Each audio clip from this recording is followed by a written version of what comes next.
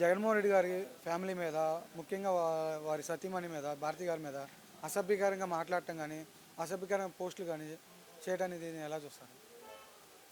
ఇది ఈ కూటమి ప్రభుత్వం ఏర్పడినప్పటి నుంచి కూడా ఒక నియంత్రణటువంటి పరిపాలన జరుగుతుంది. పొలిటికల్ ఎప్పుడు లేనటువంటి వ్యవహారాలను ఈరోజు సృష్టిస్తుండటం, ప్రజల్లో ఒక విధమైనటువంటి కోపాన్ని రోషాన్ని రేపటం, భయంకరమైనటువంటి పరిస్థితులని ఫాలోఅప్ చేయటం, దాని మీద నీచమైన మాటలు మాట్లాడించటం ఈ పార్టీకి చాలా వెనతో పెట్టినటువంటి విద్య అయిపోయింది. నారా చంద్రబాబు నాయుడు గారికి ఫస్ట్ నుంచి ఉన్నటువంటి అలవాటు ప్రకారంగా ఇంకా కొంతమందిని సీనియర్లుగా ఉన్నటువంటి వారిని వదిలి ఇంకా జూనియర్లను కూడా రేపి ఎక్కడటువంటి ఇంట్లో ఉన్నటువంటి గౌరవంగా బ్రతికేటటువంటి రాజశేఖర రెడ్డి గారి కుటుంబాన్ని కూడా బయటికి తీసుకొచ్చి ఎందుకు పనికిరానటువంటి బడా బచ్చాలు రోడ్డు మీద తిరిగేటటువంటి చిల్లర వాళ్ళ చేత అనిపించేటటువంటి నీచ స్థాయికి దిగజారినటువంటి నాయకులు ఈ రాష్ట్రంలో ఎవరన్నా ఉన్నారంటే ఆ ఘనత ఎవరికి లభిస్తుందంటే నారా చంద్రబాబు నాయుడు గారికి, ఆయన అంటుపెట్టుకున్నటువంటి కూటమి ప్రభుత్వానికి, దత్తపుత్రుడిగా ఉన్నటువంటి మరి నటుడని ఆయనకి 10కి ఎక్కువ ఇంటర్మీడియట్కి తక్కువ అన్నట్టుగా వచ్చినటువంటి ఉన్నాడు ఆ జనసేన నాయకుడు ఒకడు ఉన్నాడు, ఎద్దేమంటే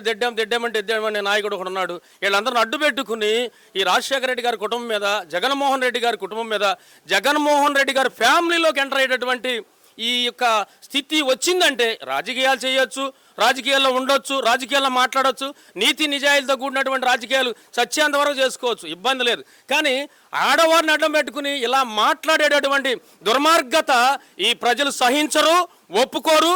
కొద్ది రోజుల్లోనే దీనికి కావాల్సినటువంటి పనిష్మెంట్ ఇవ్వడానికి ఈ రోజుకే రోడ్డు మీదకి ప్రజలు వచ్చి ఆందోళన కలిగించేటటువంటి పరిస్థితి తీసుకొస్తున్నారు. ముందు రోజుల్లో తీవ్రతగా ఉంటుంది.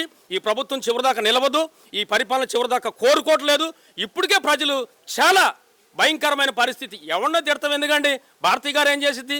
అసలు ఆమె బ్యాక్గ్రౌండ్ ఏంటి, ఆమె ఫ్యామిలీ ఏంటి, ఆమె రేంజ్ ఏంటి, ఇతడు మాట్లాడేటటువంటి కూడా ఆదినారాయణ రెడ్డి క్యారెక్టర్ ఏంటి, ఆదినారాయణ రెడ్డి బతుకేంటి, చాలా చెప్పుకుంటే సార్ లోతుకెళ్తే చాలా వస్తాయి. కానీ దయచేసి మేము అంటున్నామంటే పొలిటికల్లో ఉన్నవారు, రాజకీయాల్లో ఉన్నవారు రాజకీయాలకు సంబంధించి మాట్లాడండి, సమస్యకు సంబంధించి మాట్లాడండి. కానీ ఏమీ అనకపోయినప్పటికీ నారా చంద్రబాబు నాయుడు గారు అసెంబ్లీలో వారి భార్యని, సతీమణ్ణి ఎవరేమనపోయినప్పుడు కూడా అన్నారని చెప్పి కన్నీరు పెట్టుకుని ఏడ్చి వాళ్ళల్లో స్వానుభూతి, వారి యొక్క కమ్మజాతిలో, వారి యొక్క పార్టీ నాయకుల్లో సానుభూతి కోసం ఏడ్చినటువంటి ఆ పెద్ద మనిషి ఈరోజు సాటి నా భార్యనంటే నేను అంత ఏడ్చానే, ఎవరినంటే వారికి కూడా ఆ బాధ ఉండిద్దనే అజ్ఞానంలో ఉన్నటువంటి చంద్రబాబు నాయుడు గారికి ఇది గుణపాఠంగా మారాలి. ఇదంతా కూడా మేము చాలా తీవ్రంగా ఆలోచిస్తున్నాం. దీని గురించి పోరాటం చేస్తాం. ఎందుకు ఆదినారాయణ రెడ్డిని ఎక్కడా వదిలిపెట్టేదేం లేదు. ఆదినారాయణ రెడ్డి ఎక్కడున్నా సరే దీనికి సన్యాసి చెప్పాలి, క్షమాపణ చెప్పాలి. భారతి గారు చాలా విఘ్నత విశేషం కలిగినటువంటి ఒక మంచి క్యారెక్టర్ కలిగిన మనిషి, ఆ మంచి ఎడ్యుకేషన్ పర్సన్, అవునటువంటి హక్కు ఇతనికి లేదు.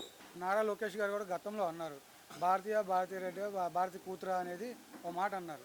దాన్ని ఎలా చూస్తారు? అసలు నారా లోకేష్ అనే అతనికి సరైనటువంటి ఇన్ఫ్లుయెన్స్ కానీ, రాజకీయాల మీద అవగాహన కానీ, రాజకీయాల ఎత్తుగడ కానీ ఉంటే అతడు మాట్లాడే స్థాయి వచ్చింది అంటే ఈ ఆంధ్రప్రదేశ్ చేసుకున్న దౌర్భాగ్యము, ఈ ఆంధ్రప్రదేశ్ చేసుకున్నటువంటి నికృష్టమైనటువంటి పరిస్థితి తప్ప నారా లోకేష్కి ఏముందండి? ఆయనకి ఏదైనా విశ్వాసం, విలువలు, రాజకీయ ఎత్తుగడలు కానీ, రాజకీయ అనుభవాలు కానీ ఈరోజు రమ్మనండి మంగళగిరికి, ఈరోజు వచ్చి జనంలో మాట్లాడమనండి. ఇంత పెద్ద తుఫాను వచ్చి ఇంతమంది ప్రజలు అల్లాడిపోయి, రైతులు అల్లాడుతుంటే ఇంతవరకు ఆ ప్రభుత్వం పొలాల మీద కానీ, మునిగిపోయిన ఇళ్ల మీద కానీ దృష్టి పెట్టని చేత కానీ ప్రభుత్వం ఇతడు ఎవరో గురించి మాట్లాడటానికి అర్హుడా అండి? అర్హుడా? ఉందా? అసలు ఆ కమ్యూనికేషన్ ఉందా? ఆ సబ్జెక్ట్ ఉందా? ఆ మెమోరీ ఉందా? ఎందుకండి ఆయన ఒక స్థాయిలో ఉన్నాడు, మేము మామూలుగా ఉన్నాము.